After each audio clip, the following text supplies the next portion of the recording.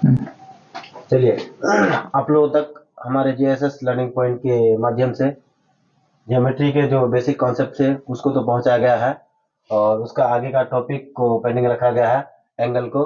तो वो हम लोग कल परसों आप लोग तक पहुंचाएंगे। तो जो भी आप लोग अभी बेसिक कॉन्सेप्ट को पढ़े हैं, तो उनको नोट करवाने के लिए अभी हम लोगों ने उनकी परिभाषा को लेकर आया है। आप लोग तो बहुत ही अच्छे से समझ भी गए होंगे, बस अभी सिर्फ आप लोगों को उनकी परिभाषा को समझ लेना है। तो सबसे पहला हम लोग जो टॉपिक पढ़े वो पॉइंट था, जिसको बिंदु कहते हैं हिंदी में। तो बिंदु की जो परिभाषा है, बिना आकृति व आकार वाले गणित सांकेतिक चिन्ह को बिंदु कहते हैं। दूसरा नंबर में हम लोग का था, दूसरा पॉइंट था प्रतिच्छेदी रेखा। तो प्रतिच्छेदी रेखा का परिभाषा को हम लोग जानेंगे।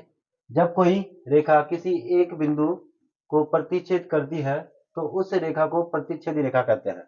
जैसे कि उसका आप लोग के सामने आकृति दिया हुआ है, यानी कोई एक बिंदु है जहां से रेखा पास हो रहे हैं, उसी रेखा को क्या कहते हैं? प्रतिच्छेदी रेखा कहते हैं।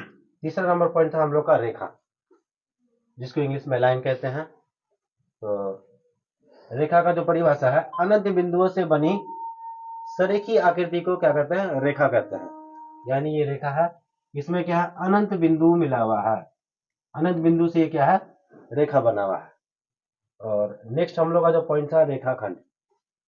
तो रेखाखंड का जो परिभाषा है, जब कोई रेखा एक बिंदु से दूसरे बिंदु तक प्रतिच्छेद करती है तो उसे रेखाखंड कहते हैं।